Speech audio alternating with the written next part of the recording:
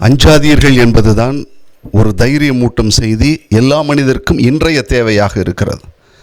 அன்புக்குரிய சகோதர சகோதரிகளே, ஆண்டின் பொதுக்காலம் 12ஆம் ஞாயிற்றுக்கிழமை. உலகிற்கு அஞ்சாதீர்கள், இறைவனுக்கு அஞ்சுங்கள். யாருக்கு அஞ்ச வேண்டும், யாருக்கு அஞ்ச வேண்டிய தேவையில்லை என்பதை நாம் புரிந்து கொள்ள வேண்டும். அதுதான் இன்றைய நற்செய்தியினுடைய அழைப்பாக இருக்கிறது. இன்றைய நற்செய்தியிலே வசனம் 28 அதைத்தான் சொல்லுகிறது. உடலும் ஆன்மாவும், இதில் எதை அழிக்கிறவர்களுக்கு நாம் பயப்பட வேண்டும் என்பதை சொல்லுகிறது. உடலை அழிக்கிறவர்களுக்கு பயப்படாதீங்க, ஆன்மாவை அழிக்கிறவர்களுக்கு பயப்படுங்கள் என்று சொல்லி. அச்சம் என்பது பயத்தை குறிக்கிற ஒரு சொல்லாக இங்கு சொல்லப்படலை. அதற்கு பதிலாக கடவுள் மீது கொண்டிருக்கிற அச்சம் ஒரு பயபக்தியோடு கூடிய இறை அச்சம்.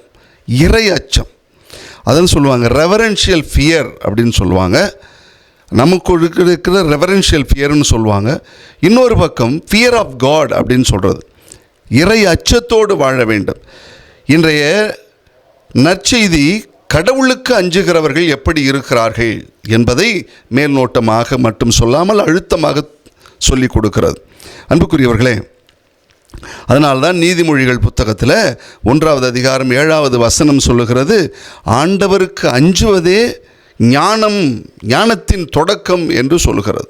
ஆக இறைவனுக்கு அஞ்சுகிறவர்களாக மாற வேண்டும் என்று நம்ம நல்லா கேள்விப்பட்டிருக்கோம். தானியேல் புத்தகம் 3வது அதிகாரத்தில் அந்த தானியேலுடைய 3 சகோதரர்கள், நெபுகத்நேசர் அரசன் இவர்கள் 3 பேருக்கும் ஒரு கட்டளை விதிக்கிறான்.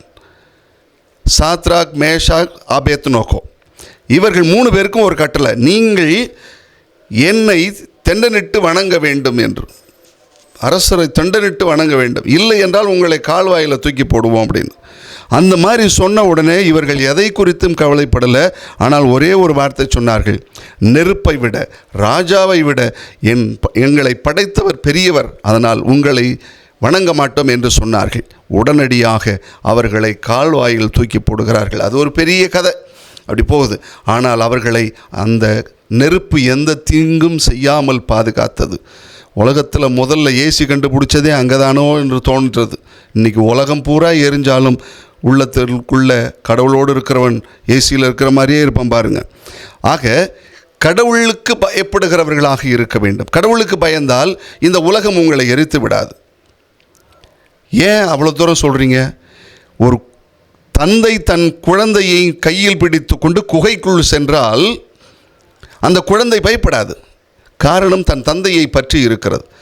அதுபோல கடவுளுக்கு அஞ்சுகிறவர்களாக இந்த உலகத்தில் நாம் வாழ்ந்தால் எதை குறித்தும் நீங்கள் பயப்பட வேண்டியது. அதனால்தான் நீங்கள் எதை குறித்தும் பயப்படாதீர்கள், அஞ்சாதீர்கள் என்று தைரியத்தை கொடுக்கிறார். ஒரு ஊர் திருவிழா நடக்குது. திருவிழா, ஒரு பக்கம் பட்டாசு வெடிக்குது, இன்னொரு பக்கம் கரண்டு போச்சு, ஒரே இருட்டு. அந்த இருட்டு போன நேரத்தில் பட்டாசு வெடிக்க நாயெல்லாம் குலைக்குது. அந்த நேரத்தில் ஒரு குழந்தை அப்பா கையை பிடிச்சிக்கிட்டு நடந்து போகும்போது ஆனால் அந்த குழந்தை சிரிச்சுக்கிட்டே போகுது. காரணம் என்ன? அப்பா கையை பிடிச்சிருக்கோங்கிற ஒரு தெம்பில் தான். இந்த உலகத்தில் நீங்கள் எதை குறித்தும் பயப்படாதீர்கள், உங்கள் தந்தையின் கையை நீங்கள் பிடித்து கொண்டிருக்கிறீர்கள். இன்ற முதல் வாசகத்தில் எரேமியா இறைவாக்கினர் தனக்கு எதிராக குழி பறிக்கிறார்கள்.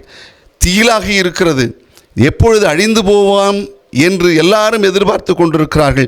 நண்பர்கள் கூட அதற்கான காரியத்தை செய்து கொண்டிருக்கிறார்கள் என்று சொல்லிவிட்டு அடுத்தது என்ன சொல்கிறார் தெரியுமா? என் படைகளின் ஆண்டவர் என்னோடு இருக்கிறார் என்கிற, அவர் என்னோடு இருக்கிறதுனால நான் பயப்படல, அவர் என்னுடைய வழக்கை அவர்கிட்ட கொடுத்துட்டா அவர் பார்த்துக்குவார், நான் பயப்படவில்லை என்கிற ஒரு தைரியத்தை அங்கே எடுத்து காட்டுவதை பார்க்கிறோம்.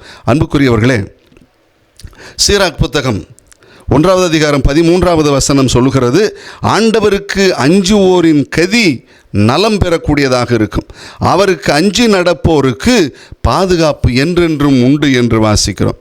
இன்னொரு நிகழ்வை சொல்லி நான் நிறைவு செய்கிறேன். புனித போலிகார்ப் 2ஆம் நூற்றாண்டில் வாழ்ந்தவர். 155லிருந்து 167 வரைக்கும் அவருடைய வேத சாட்சியான காலம் என்று சொல்வார்கள். ரோமை அரசன் இவரை பிடித்து கொண்டு வருகிறான். வயசு 86. அப்போ சொல்கிறாங்க, இந்த வயசான காலத்தில் உங்களை நான் கொடூரமாக சாகடிக்க விரும்பவில்லை. காரணம், ஒரு மைதானம், ஆயிரக்கணக்கான மக்கள் உட்கார்ந்திருக்கிறார்கள், விலங்குகள் நிற்கிறது இவரை கடித்து குதறுவதற்காக. யாரெல்லாம் கிறிஸ்துவை மறுதலிக்கிறார்களோ பிழைத்து கொண்டார்கள், இல்லை என்றால் அவர்களை தூக்கி இப்படிப்பட்ட கொடுமையில் போடுவார்கள். இந்த நேரத்தில் இந்த வயசான காலத்தில் உங்களை சாகடிக்க, இப்படி கொடூரமாக சாகடிக்க விரும்பல, ஒரே ஒரு காரியம் செய்யுங்க, இயேசு கிறிஸ்துவை மறுதலிச்சுட்டு உங்கள் பொழப்பை பாருங்கள், பயப்படாது, பயந்தீங்கன்னா உங்களுக்கு, மீறினீங்கன்னா உங்களுக்கு தண்டனை தான் அப்படின்னு சொல்லி முடிக்கிறாங்க. உடனடியாக என்ன நடக்குது தெரியுமா?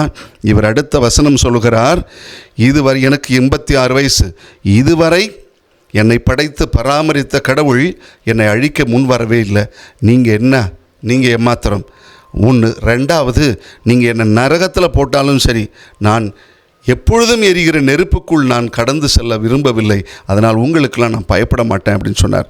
உடனடியாக அவரை பிடிச்சி ஒரு கழுமரத்தில் கட்டி வச்சு நெருப்பு போட்டு கொளுத்துறாங்க. ஆனால் அந்த தீ அவரை ஒன்றும் செய்யவில்லை. காரணம், இவருக்கு பயப்படலை, அரசனுக்கு பயப்படலை, ஆண்டவருக்கு மட்டுமே பயந்தவராக இருந்தார். நீங்கள் பயப்படாதீங்க, ஆண்டவருக்கு மட்டும் பயப்படக்கூடியவர்களாக, இறை அச்சமுள்ளவர்களாக நாம் வாழ்ந்தோம் என்றால் வாழ்வில் இறைவன் நமக்கு அச்சத்திலிருந்து விடுவிப்பார்.